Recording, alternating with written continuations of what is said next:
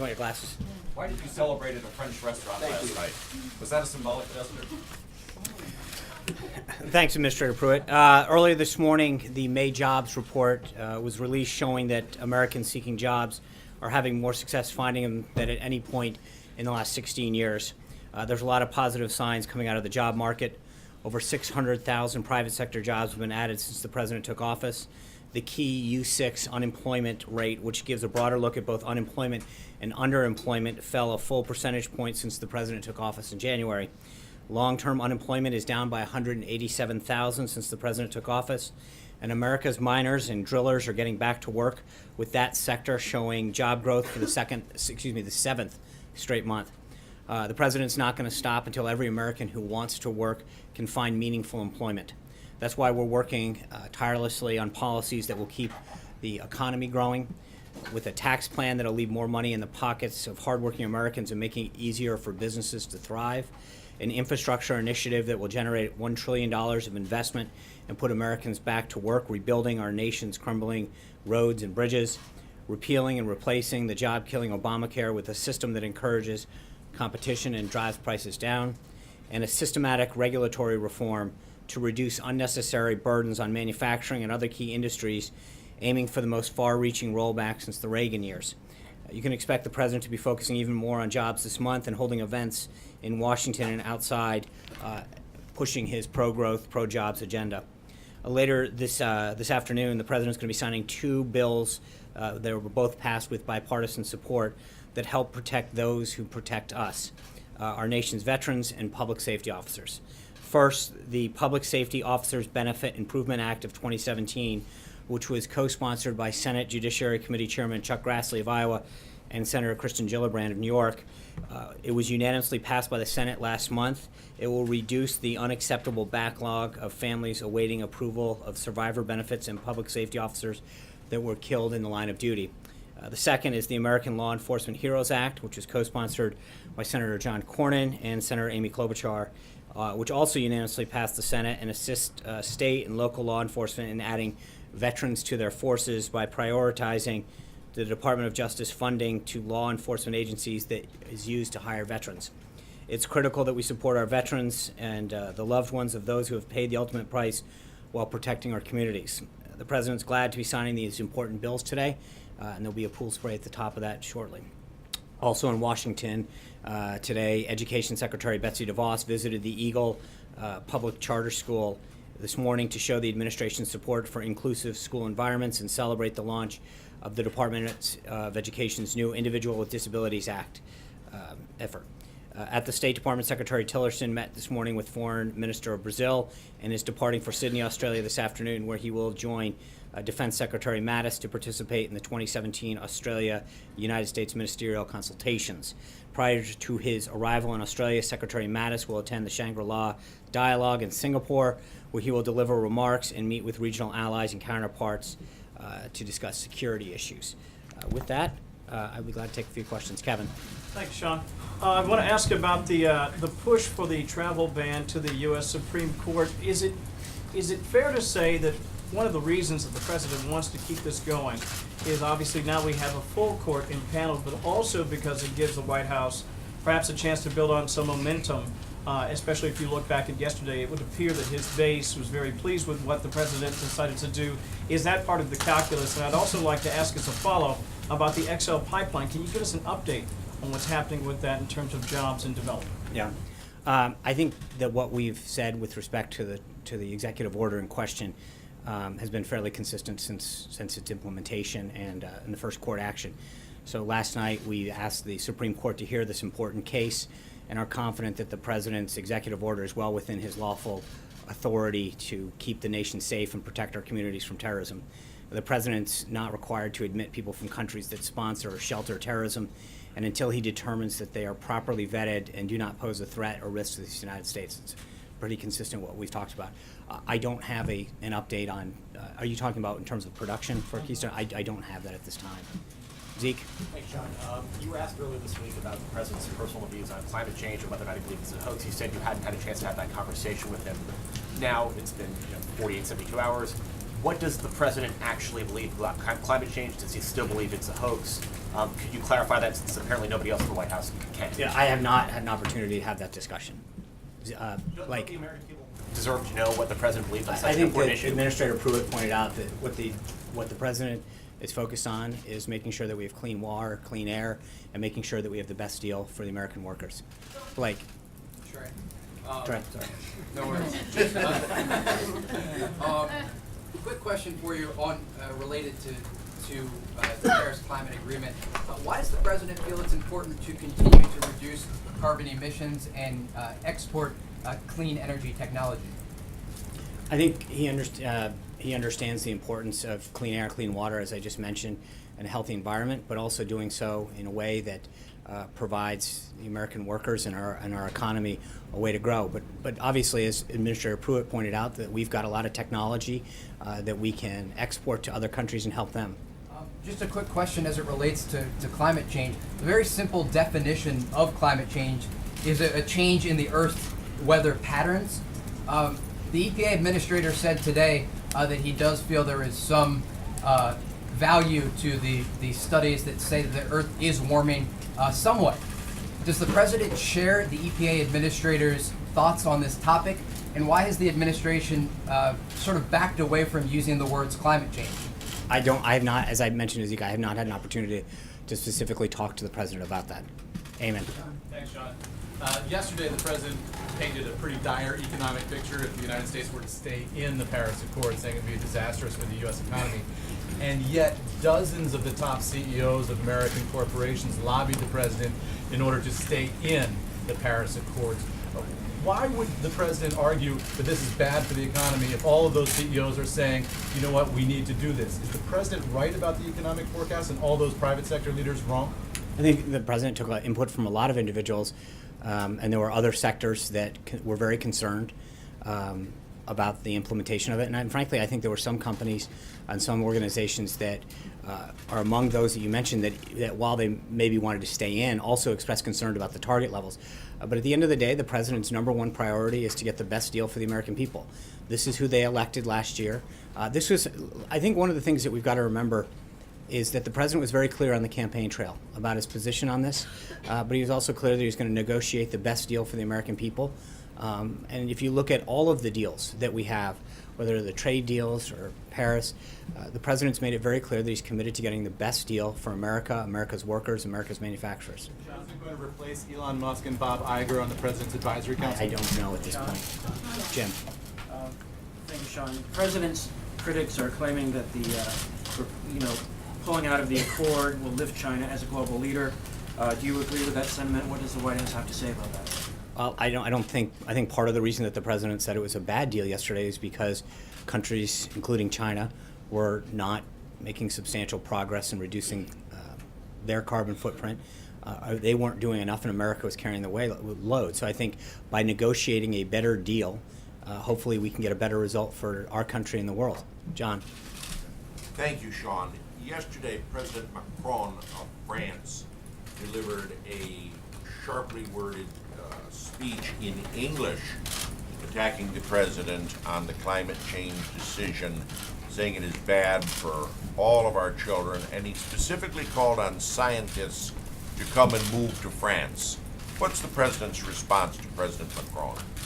I think that the president has made it clear since day one that his job is to protect the interest of this country and our citizens. As he said yesterday, he was elected to represent Pittsburgh, not Paris. Hunter. Thank you, Sean.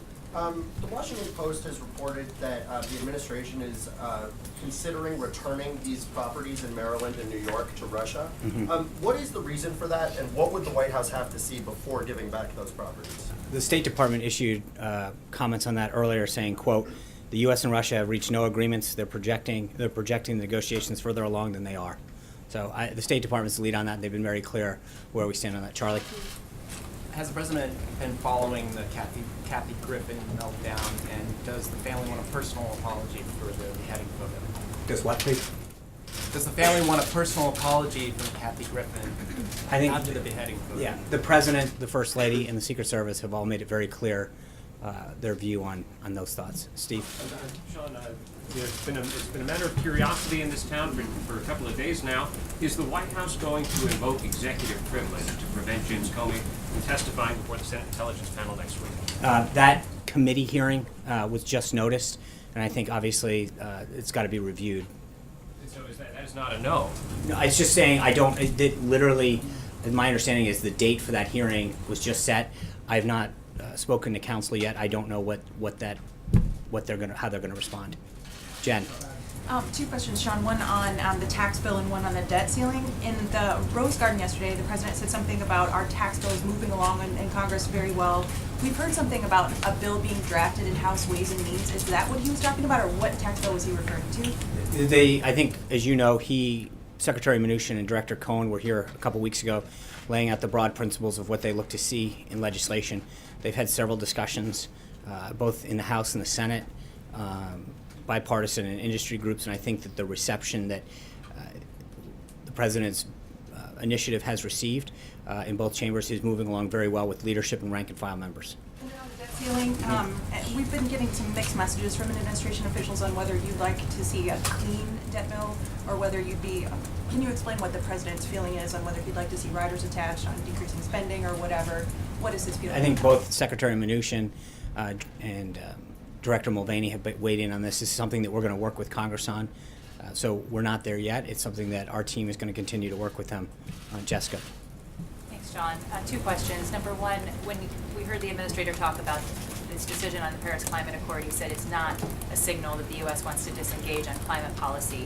So what are the steps that the administration is taking to engage internationally on climate? And secondly, as you well know, climate has been a key part of cooperation between the U.S. and China.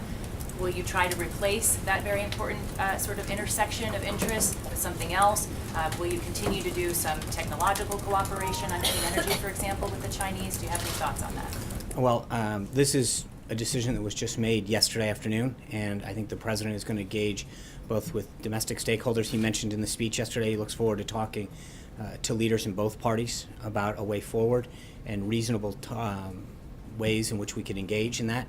And then he'll obviously continue to talk to world leaders, but that's a process that has to evolve. What's that? China, the relationship with China as a point of cooperation, have you guys given some thought to how you'll manage? Because the model was you manage tensions with China as the U.S. government by having areas of cooperation, and this was previously an area of cooperation. There's obviously other areas that the White House is working on now with China, but do you envision some other cooperation on the area of climate with the Chinese government? Well, the relationship that President Trump has established through President Xi has been quite remarkable. He's talked about it very clearly, and it's a model in which they'll continue to build their relationship and talk about issues, whether it's this or North Korea or other areas, economic areas, that they're going to work together on. So I think that the great thing about this issue is that the relationship that the President has and continues to build with President Xi is one that will allow them to move forward. Thank you, Sean. In a recent statement by Senator McCain, he said that Vladimir Putin is a greater threat to the United States security of the U.S. than ISIS. Has the President had any conversation with you about that comment? No, he hasn't. Sean, thank you. Secretary Mnuchin has said that he wants the debt ceiling raised before the August recess, that we're going to run out of money by then. This morning, he wants it clean as well. This morning, Gary Cohn said that the administration is willing to do whatever with Congress to get it passed before August, and the Freedom Caucus has said they want spending cuts. So what does this look like? It doesn't sound as if the Treasury Secretary is going to get a clean bill. What's the administration willing to take as far as spending cuts to get the debt ceiling raised? I mean, I think that was the nature of what Jen was asking, and I think that is a conversation that our team is going to have with congressional leaders and other stakeholders, Freedom Caucus and other members about what it's going to take. I think there's bipartisan recognition that we need to get that done, and so Secretary Mnuchin, Director Cohen, Director Mulvaney, and other members of the team will continue to work with congressional leaders to figure out what it takes to get it done. April. Sean, could you tell me how is the president dealing with the fact that there are several mayors, many mayors, from a bipartisan group of the U.S. Conference of Mayors who are against the president's withdrawal from the Paris Agreement? How does this president move forward with what he's saying about making coal great again and taking walking away from the economics of clean energy, and then walking out of Paris when you have mayors who are saying, we're going to continue with the Paris Agreement? Well, if a mayor or a governor wants to enact a policy, that's on a range of issues, they're accountable to their own voters, and that's what they should do. We believe in states' rights, and so if a locality, a municipality, or a state wants to enact a policy that their voters or their citizens believe in, then that's what they should do. And one other question. But I will say that with respect to elected officials, there was, I think, a large contingent of officials at every level of government that were very pleased with the president's decision yesterday and applauded him for that. You have a bipartisan group of Republican and Democratic mayors who are very upset about this. And we have some bipartisan support for it. Okay, and last topic. There are numbers of reports on hate crimes. Nooses have been found at the museum, the new museum that the president toured, the African American History and Culture Museum. And also there was very negative word, one of the worst words you could say, spray painting on LeBron James' home.